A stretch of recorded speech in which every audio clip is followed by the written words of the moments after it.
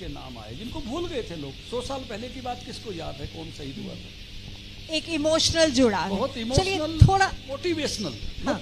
Emotional, हाँ। Motivational, आने वाले लोगों को प्रेरित करे कि मैं ऐसा काम करूं कि मेरा नाम ग्राम गौरव पट पाए। मोटिवेशनल की जो आपने बात की है, हमारे इस प्रोग्राम का मकसद भी यही है कि इन पंचायतों को, इन सरपंचों को हम मोटिवेट कर पाएं, सम्मानित करके कि और बेहतर काम करें। लेकिन एक बात जो धनखड़ साहब मैं जानना चाहूंगी, जिस तरह से राइट टू रिकॉल की यहाँ चर्चा हो रही थी, 50% आरक्षण महिलाओं के लिए दिया गया है। मैं खुद महिला हूँ, मानती हूँ कि रिजर्वेशन होनी चाहिए, महिलाओं की भागीदारी बढ़नी चाहिए। इस पर आपका क्या कहना है? राइट टू रिकॉल को लेकर मेरे साथ जो बैठे पैनलिस्ट हैं, सबकी अलग अलग राय है। कुछ एक का कहना है राइट टू रिकॉल से एक दबाव बढ़ेगा, माहौल खराब होगा, आपका क्या कहना है?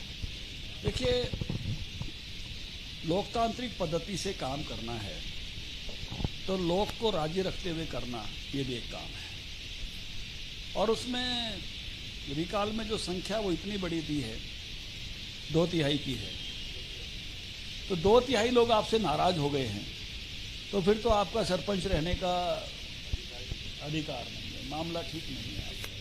आपको काम करते समय 1 साल के बाद का है तो आपको 2/3 लोगों को तो मेजोरिटी को राजी रखना ही चाहिए। और उस नाते से, क्योंकि हम एक बात समझ लेनी चाहिए, जो मैं इसको ऐसे कहता हूँ, रामायण के उदाहरण से भी कहता हूँ कि राम राजा थे और राम ने जब भरत ने कहा कि वापस चलो, तो पहले तो राम ने मना किया, लेकिन जब पंचायत का फैसला ये हो गया कि भरत की बात माननी चाहिए, जनक जी ने वो फैसला किया था। जनक जी ने कहा कि भरत का पक्ष जो है प्रेम का है और राम का पक्ष धर्म का है, और धर्म और प्रेम की लड़ाई में से प्रेम बड़ा है और इसलिए जीत प्रेम की हुई।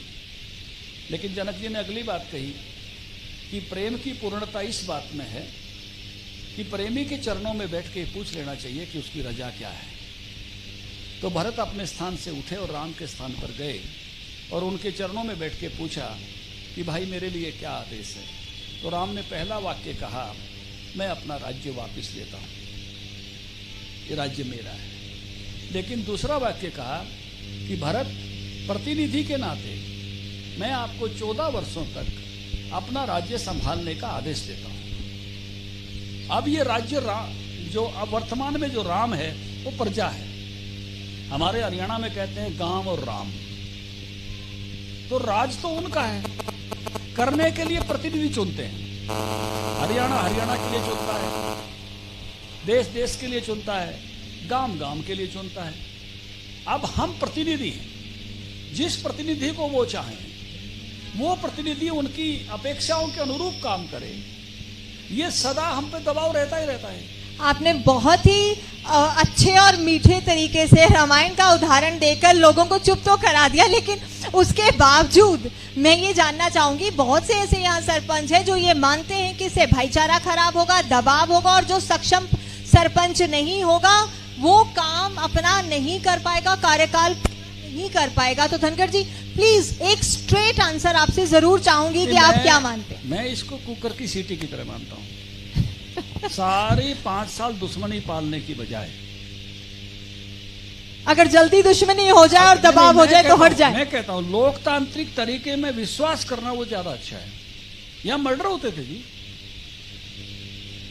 अपनी पसंद का सरपंच नहीं बना तो लोग मारने तक का काम करते, मर्डर होते रहे। तो आपने एक ऑप्शन दे दिया लोगों को कि पसंद नहीं है तो राइट टू रिकॉल कर लीजिए। तो आप लोकतांत्रिक पद्धति पर विश्वास करिए, आप लोकतांत्रिक तरीके पर विश्वास करिए, आप लोगों का मन बदलिए।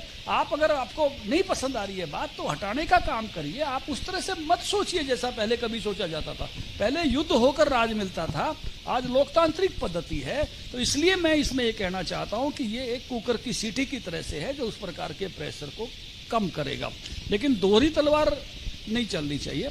अभी जो हटाने की जो डिप्टी कमिश्नर्स को पावर है, पंचायती राज अधिकारियों को पावर है, उनको फिर खत्म करना चाहिए। केवल और केवल राइट टू रिकॉल रहना चाहिए। जनता पर भरोसा करो, जनता जिसको चाहती है फिर उसको काम करने दो। फिर तीसरी बात भी है, अभी एक प्रयोग है, परिणाम है वो आने वाले वर्षों में सामने आएंगे। इन 5 वर्षों में देखेंगे कि ये पद्धति कितनी कामयाब होती है। ये इस प्रकार के जब प्रयोग होंगे तो उसमें से कितने गांव में ये विषय आता है, कितने गांव में उसमें फिर वो सफल हो पाते हैं, तो उसमें से ये ध्यान में आएगा। तो इस नाते से एक प्रयोग किया गया है कि इस प्रकार लोकतांत्रिक पद्धति में गांव के लोगों का ज़्यादा विश्वास हो, कोई चुन गया है उसके प्रति दुर्भावना नहीं रखें। मैं कहूं इससे पहले आप ही के जो नुमाइंदे हैं वो कुछ कहना चाहते हैं। उदयवान जी। देखिए जी, भाई साहब ने जो कहा लास्ट में आके सब बातें ठीक है। ये एक एक्सपेरिमेंट कर रही है सरकार। आप इस एक्सपेरिमेंट से खुश हैं? हम तो खुश हैं, मैं तो पहले ही बताया हम खुश हैं, मगर उन लोगों को दिक्कत आएगी जो आज किसी का रास्ता घेर रखा है और रास्ते को छुटवाने चलेगा तो वो लोग विरोध करेंगे। प्रदीप अहलावत जी आप सवाल करना चाह रहे हैं, तभी धनखड़ साहब उसका पूरा कंक्लूड कर पाएंगे जल्दी से। मैं माननीय प्रदेश अध्यक्ष जी ने, धनखड़ साहब ने जो बात कही है बहुत अच्छे से इन्होंने रामायण का उदाहरण देके इसको एक्सप्लेन किया है। मेरा इसमें एक सकारात्मक सुझाव है। एक्सपेरिमेंट बहुत अच्छा है, होना भी चाहिए। और जो इन्होंने कहा कि अगर 2/3 मेजोरिटी अगर खुश नहीं है तो रहने का कोई फायदा नहीं। मैं इसमें एक सुझाव ये देना चाहता हूं कि एक गांव है, अगर उसमें मान लो 5 लोग सरपंची का चुनाव लड़ रहे हैं, जो व्यक्ति प्रजातांत्रिक तरीके से सरपंच बना है उसको हो सकता है कि 25% ही वोट मिली हो, फिर उसको 33% लोग, अगर 66%। मेरा इसमें सुझाव है कि इसके अंदर एक प्रोविजन ये हो कि जितनी वोट लेके आप पंचायत प्रतिनिधि सरपंच बने थे उससे अगर कम वोट आपको मिलती है तो फिर रहने का अधिकार नहीं है, अगर वो बढ़ जाती हैं तो आप रहिए। सर आप कंक्लूड करें, बिकॉज यहाँ मतभेद हैं, सबके अपने अपने हैं। आप ये क्लैरिफाई करें क्योंकि एक बार फिर से चुनाव होने वाले हैं, बहुत सा संशय है यहाँ बैठे। थोड़ा वॉल्यूम बढ़ा दीजिए प्लीज। हर समय जनादेश का मूड एक सा होता है, ऐसा नहीं है। जब आप बनते हैं, जब आपको कितना वोट मिला ये एक विषय है, जब आप बन जाते हैं तो आप सबके प्रतिनिधि होते हैं और आपको 1 साल से पहले कोई कर नहीं सकता, तो 1 साल तक लोग आपका व्यवहार देखते हैं। तो उस नाते से आप जब 1 साल बिता लेते हैं तो आप बहुत बड़े जनसमूह को अपने साथ लगाते हैं। ऐसा नहीं है कि आप बन गए हैं तो आप उतने ही वोट पर खड़े। समय समय करके अपने जन समर्थन को बढ़ा रखना, जनता के प्रति जवाबदेही बढ़ना। लोकतंत्र की एक ही तो बात है ना, आपकी अकाउंटेबिलिटी आपके गांव के प्रति है, गांव के जन के प्रति है, आपके वोटर के प्रति है। तो 2/3 आपके खिलाफ ना हो, कम से कम आप 40%, 45%, 50% तो अपने फेवर में रखो। आपने उस जन समूह को अपने पक्ष में रखना, ये भी आपका एक दायित्व है। और उस दायित्व को उस जन समूह से निरपेक्ष होकर काम नहीं कर सकते आप, क्योंकि आप प्रतिनिधि उनके हो।